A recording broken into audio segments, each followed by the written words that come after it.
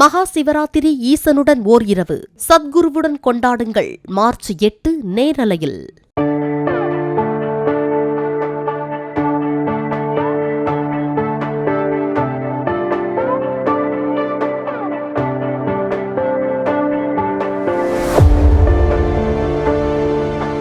கன்னியாகுமரி மாவட்டம் நாகர்கோவில் வாகையடி தெரு அருகே 100 ஆண்டுகள் பழமை வாய்ந்த ஆலமரம் விழுந்து 2 ஆட்டோக்கள் சேதமடைந்தன.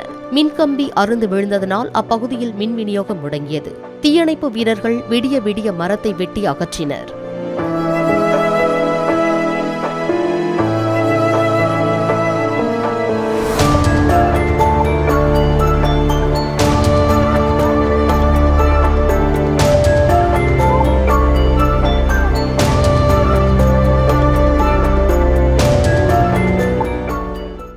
மகா சிவராத்திரி ஈசனுடன் ஓர் இரவு சத்குருவுடன் கொண்டாடுங்கள். மார்ச் 8 நேரலையில்.